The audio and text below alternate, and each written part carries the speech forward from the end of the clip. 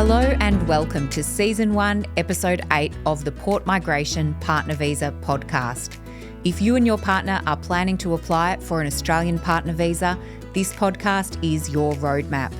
If you're new here, I'm so glad you've found us, and if you have already listened to the other episodes in this season, welcome back. Today we're going to talk about what I would do if I was in your shoes. My name is Jo. I am the founder and owner of Port Migration, and I've helped lots of couples successfully apply for Australian partner visas. But if I had to apply for a partner visa, here's how I'd make sure I got it right. Applying for a partner visa is a big deal. It's not just paperwork, it's your future, your relationship, your plans to build a life together.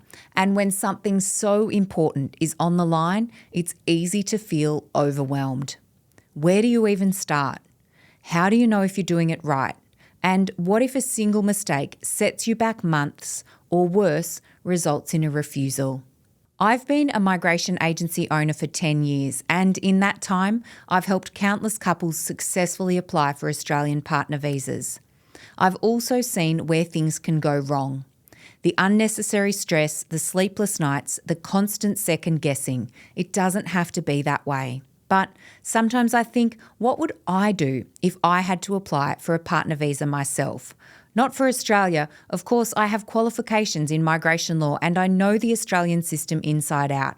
But if I were applying for a visa in another country whose laws and processes I didn't understand, if I didn't have the qualifications, experience or insider knowledge I do for Australia, what would I do to make sure I got it right? In this episode, I'm going to walk you through exactly that.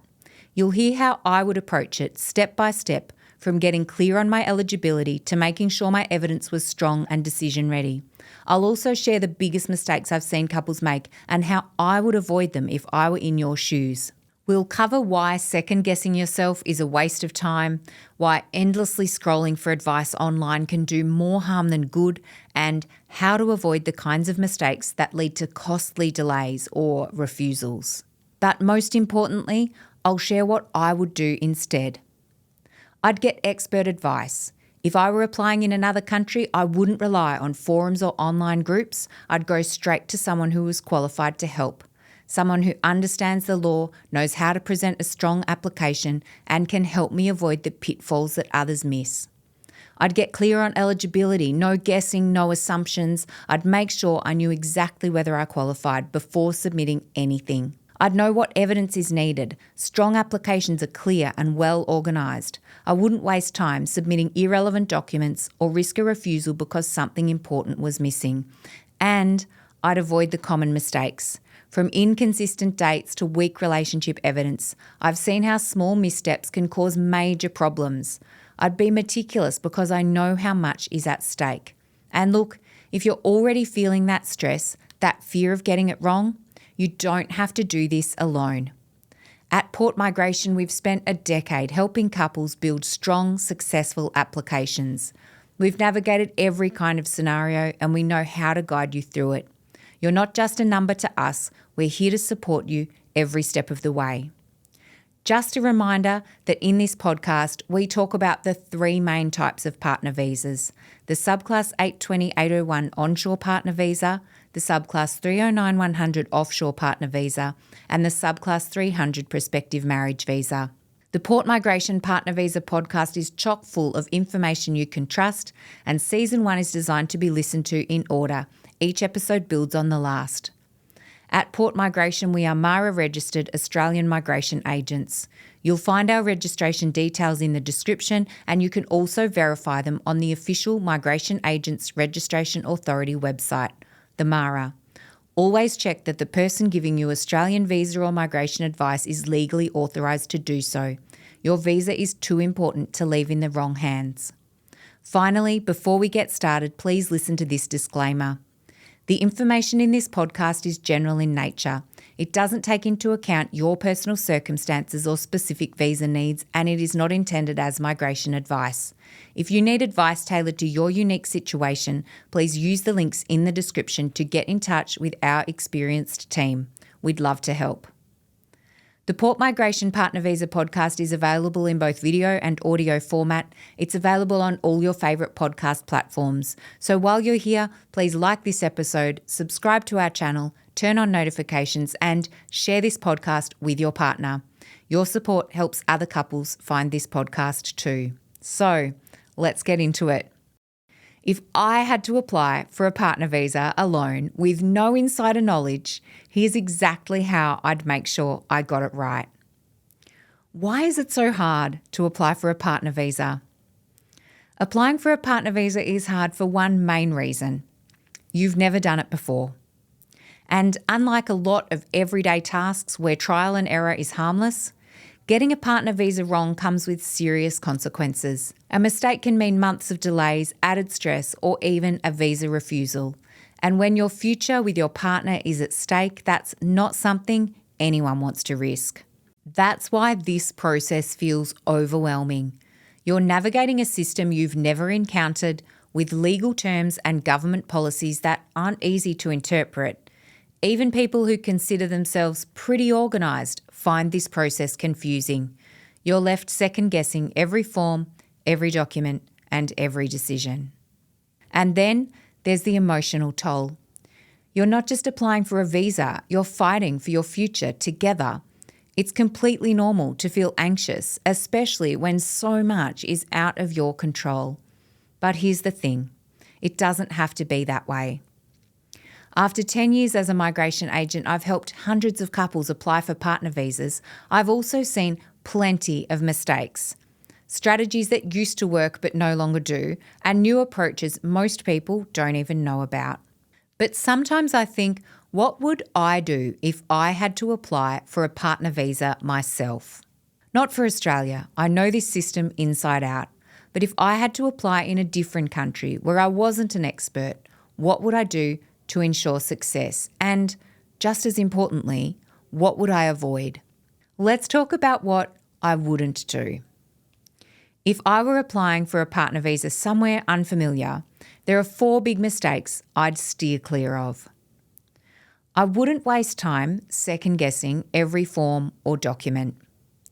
Partner visa applications are about far more than just ticking the boxes. Every answer and piece of evidence needs to align with the legal requirements. Guessing your way through or thinking close enough is good enough, that's a recipe for delays or rejection. I wouldn't spend months scrolling online forums and comment threads for advice. I see it all the time. People desperately searching for reassurance by reading the experiences of strangers. But what worked for one couple may not work for another. Their circumstances are not the same as yours. Immigration laws change, processing times fluctuate, and every case is different. Following someone's outdated advice could lead to serious mistakes. I wouldn't follow advice from someone who's only done it once. Just because someone successfully applied for a visa doesn't make them an expert. Would you take cooking advice from someone who's only baked one cake? Probably not. Partner visas are complex. You need guidance from someone who understands the system, not just someone who's only done it once. I wouldn't assume I knew everything. What you find online is just the tip of the iceberg. What you can't see are the policies, case officer discretion, and hidden complexities that migration agents spend years studying. The biggest mistakes often happen because people think they understand the whole process when they're only seeing the surface. Here's what I would do instead. If I were applying for a partner visa in a country where I wasn't a migration expert and didn't have migration law qualifications, registration, and experience, here's how I'd approach it. I'd get expert advice from a real migration agent. First things first, I'd find someone who knows the system inside out. Visa laws change all the time, and what worked yesterday might not work today. A migration agent understands the nuances of the law, knows what decision makers are looking for, and can spot issues before they become problems. I'd get clear on eligibility before even starting an application. I'd want to know one thing: do I qualify? Misunderstanding eligibility is one of the most common reasons for refusal. A migration agent can give you an honest assessment so you're not wasting time or money on an application that won't succeed. I'd find out exactly what evidence is needed. Not all evidence is created equal. Some documents will make a stronger impact than others, and how you present your evidence matters. A well-prepared, decision-ready application stands out. I'd follow a clear strategy, ensuring that every piece of evidence supports my case. I'd avoid common visa mistakes. Even genuine couples get refused if their evidence is inconsistent or incomplete. And the most heartbreaking part? Many refusals are preventable. I'd take every precaution to avoid those mistakes. From accurate timelines to clear statements, I'd make sure everything aligned. And here's the thing, you can do the same. If you're applying for a partner visa for Australia, the good news is you don't have to do it alone. What I've shared with you today is how I'd approach this process with my industry knowledge. But you don't have to guess your way through it. At Port Migration, we do this every single day. We've spent years refining our simple partner visa system, a step-by-step process designed to make sure no details get missed. We know exactly what Home Affairs is looking for, and we build applications that meet those expectations. When you work with us, you're not just a number. You get expert guidance from a MARA-registered migration agent who knows the system inside out. Clear, personalised advice tailored to your specific circumstances, and peace of mind knowing your application is as strong as possible. If the thought of tackling this process alone is overwhelming, don't wait. Book a call with us. We'll talk you through your eligibility, help you understand your options, and show you how we can support you every step of the way. Because the partner visa process doesn't have to be confusing or stressful. With the right guidance, you can move forward with confidence. Let's make your partner visa success story the next one we celebrate. So you've made it to episode 8. That's amazing. If you've been following along one by one as we release these episodes, now might be a great time to revisit them all. And if you've only just found this podcast, you're in luck. You've got 8 episodes packed with practical advice, insider tips, and everything you need to know to confidently navigate your partner visa application. So why not make a plan to binge listen, whether you're on a long car drive or just need some motivation while folding the laundry? Episodes 1 through 8 are right there for you. But don't stop there. We've got so many more resources to help you. If you haven't already, download our free partner visa guide. It's one of the most popular resources on our website, and it's designed to give you a clear starting point. You'll find practical tips, checklists, and guidance to help you take that first step with confidence. Then head over to our website. We've put together a whole library of free resources, from blog posts to detailed how-to guides, all designed to answer your questions and simplify the process.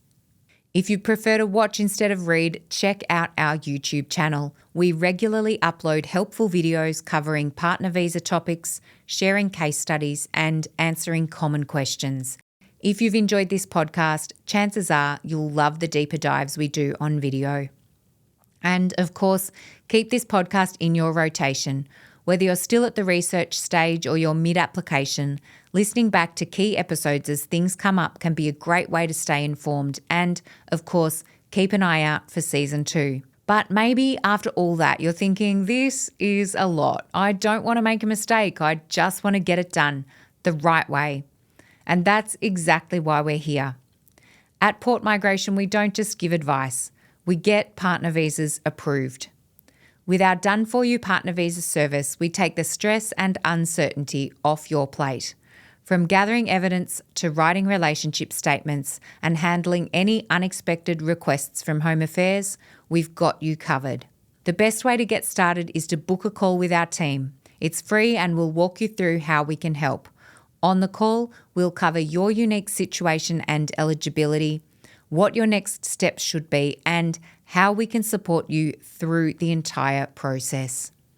We've helped hundreds of couples get their partner visas approved, and we'd love to help you too. So take the next step, download the free guide, check out our website, subscribe on YouTube, and when you're ready, book a call.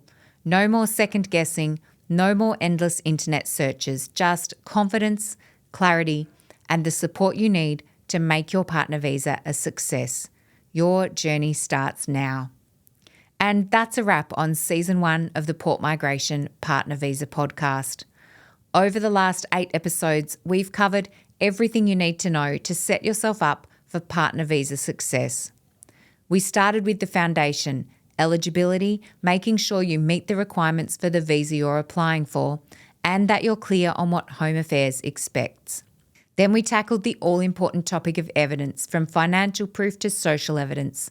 We walked you through how to build a decision-ready application that tells your love story in a way the decision maker can understand. And, of course, we talked about the part that makes so many people nervous, errors. They're the silent killers of partner visa applications, but now that you know what to watch out for, you're already one step ahead. We also brought you real stories of success. In episode 5, we shared the experiences of couples who've navigated the process with confidence, from long-distance relationships to reunions in Australia. And if you've been following along, you now understand the typical pathways that many couples take, how to prepare for the wait times, and how to avoid the common mistakes that lead to delays and refusals. But this is just the beginning. Partner visas aren't always straightforward. Every relationship is different and every application is unique. That's why we're here, to make sure you don't have to figure it out alone. And most importantly, if you're feeling overwhelmed or unsure of your next step, book a call with us. Our team at Port Migration has helped hundreds of couples, and we'd love to help you too. Don't miss what's next. While Season 1 might be coming to an end, this podcast isn't going anywhere. Make sure you subscribe on your favourite podcast platform, because we'll be dropping bonus episodes later this year and we're planning ahead for 2026. You won't want to miss Season 2. We've got even more in store to help you through every stage of your visa journey. So hit that subscribe button, turn on notifications, and stay connected. Thank you so much for joining us for Season 1 of the Port Migration Partner Visa podcast. It's been a pleasure to share these insights with you, and we can't wait to keep supporting you on your partner visa journey. Until next time, take care, stay positive, and remember, you've got this. All the best for your application.